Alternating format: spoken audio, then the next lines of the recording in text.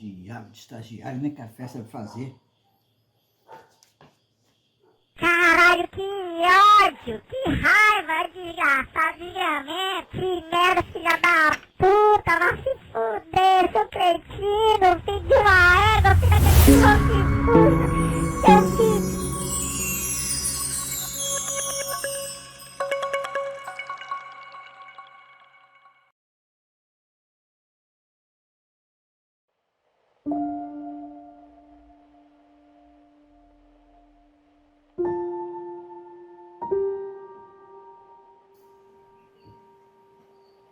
Hoje, o autor do poema que eu vou dizer é um cara que é importantíssimo a qualquer momento, mas especialmente importante neste nosso momento. Esse cara é Bertolt Brecht.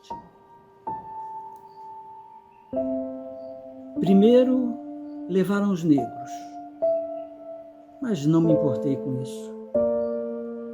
Eu não era negro. Em seguida, levaram alguns operários, mas não me importei com isso. Eu também não era operário. Depois prenderam os miseráveis, mas não me importei com isso, porque eu não sou miserável. Depois agarraram os desempregados, mas como eu tenho emprego, também não me importei. Agora estão me levando. Mas já é tarde. Como eu não me importei com ninguém, ninguém se importa comigo.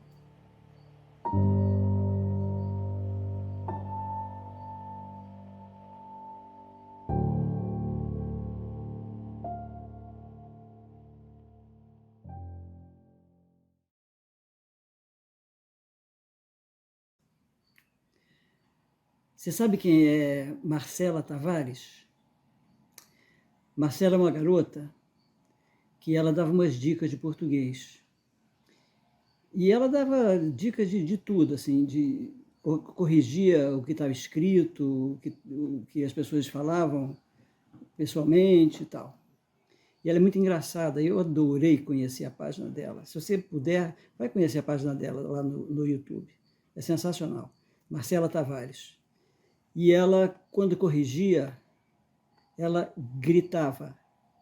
Ela gritava para chamar a atenção do leitor e para introduzir a correção, né? Então, eu vou dar uma de Marcela Tavares, tá? Não é rúbrica! É rubrica!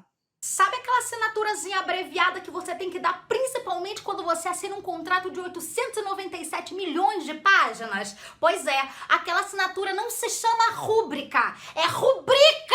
Não tem acento, tá? Não tem acento com a sílaba tônica no bri. Quando a pessoa pede pra você assinar, fala assim, rúbrica aqui pra mim. Não fala, né? Fala rubrica aqui pra mim. Então você não rubrica, você rubrica! Ai, pois é rubrica. Sabe aquelas palavrinhas, aquelas frases que estão entre parênteses no texto de teatro? Aquilo se chama rubrica. Tem muita gente que fala essa outra palavra que eu não vou falar, tá? Então é isso, aquelas palavras que estão entre parênteses, que explicam a emoção que o ator tem que sentir naquela hora, ou que fala alguma coisa sobre a entrada de alguém ou saída de alguém, ou o sentimento da pessoa, ou sei lá o quê, qualquer coisa que o autor queira dizer sem ser o texto que o ator vai dizer, em geral fica sublinhado entre parênteses, logo após o nome do ator que vai falar a frase a seguir, né? Tá bom? Então, não esqueçam, é rubrica. Ok. Vamos a mais uma dica, que é as dálias. Sabe o que são as dálias?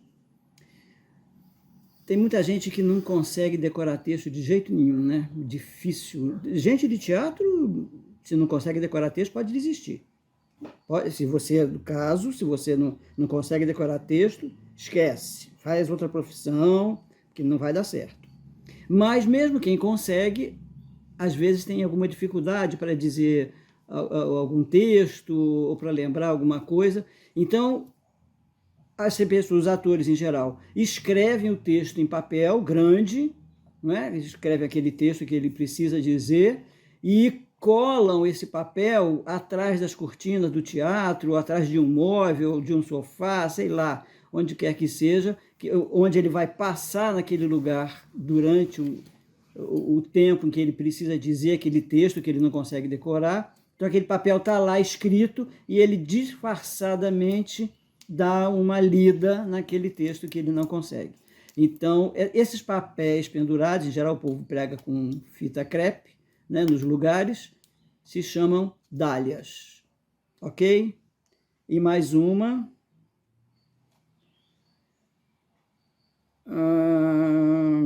Sim. As pernas. Não são as pernas do ator nem da atriz.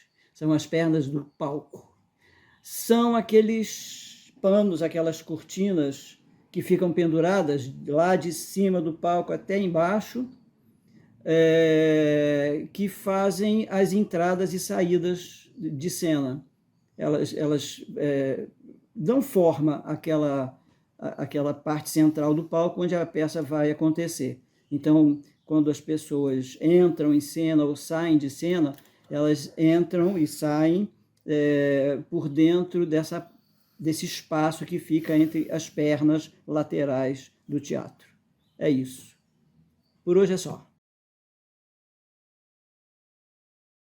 Vou contar uma história para vocês que eu não sei se é triste, alegre, uma desgraça, uma palhaçada patética, não sei, uma história horrorosa, ao mesmo tempo engraçada.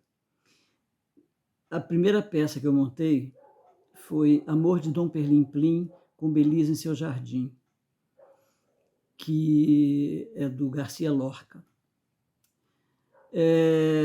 E nós chamamos para fazer a trilha sonora da peça uma pessoa conhecida nossa, que eu não posso dizer o nome, que era uma pessoa que tinha alguma ligação com a música e que tinha assistido ensaios e tal. Então, nós achamos que seria legal essa pessoa fazer a trilha sonora da nossa peça, né? Aí conversamos, era um rapaz. Aí conversamos com ele e fizemos a proposta, ele topou, achou ótimo, e aí ele disse que ia chamar uns amigos para trabalharem na trilha, para fazerem a trilha, comporem até eventualmente alguma coisa, não sei o quê. Quando ele chegou... Não, aí a gente perguntou se ele tinha onde gravar, né? Se tinha um estúdio e tal. Ele disse, não, mas eu dou um jeito, não tem problema não, eu gravo. Se precisar gravar alguma coisa, eu gravo. Tá bom. Quando ele um dia chegou com a trilha lá feita, né, composta, né, a trilha era linda, tinha cada música maravilhosa. A gente ficou muito satisfeito com o resultado disso, né, claro. Aí perguntamos para ele algumas coisas e tal, e dentre as perguntas que a gente fez, uma era sobre uma dessas músicas que a gente ficou muito encantado, e a gente perguntou como que eles tinham chegado naquele resultado, aquela gravação tão linda, tão limpa, né? A gravação linda da música, era um minueto, né? Tá bom, fizemos a peça a temporada toda, todo mundo elogiava muito a trilha e tal. Aí um dia foi ver a peça um conhecido nosso, e ao final veio conversar conosco, né? E conversamos bastante, e ele elogiou muito a trilha, né? Aí a gente disse, quem fez essa trilha foi o fulano de tal. Aí ele disse, peraí, fez a trilha? Como assim? Ele compôs a trilha? Ele compôs e tal. Você viu aquele minueto, que lindo, aquele minueto, né? Lindo a música e tal. Aí esse amigo disse assim, esse minueto é do Mozart. A gente quase caiu morto de susto, né? Ou seja, toda a trilha sonora não era nada dele, era tudo tirada de disco, de, sei lá, de qualquer lugar. Ele não tinha composto nada. Ele simplesmente juntou as músicas e nos apresentou como se fossem dele. Conclusão, a gente tinha que fazer uma nova temporada, ficamos apavorados, porque, de repente, mais alguma outra pessoa podia descobrir isso, inclusive a trilha podia ser taxada de falsa, né, de falcatrua e tal. E o ECAD, que era a entidade arrecadadora dos direitos autorais, podia vir em cima da gente para reclamar os direitos, para pagar direitos autorais aos autores da música, né? Foi uma destruição, porque a gente ficou com tanto medo disso que a gente cancelou a segunda temporada e não fizemos mais a música. Uma pena ter tratado com uma pessoa tão desonesta. Que no final hoje a gente dá risada, mas na época a gente ficou muito, muito assustado. Acaba sendo engraçado no final das contas.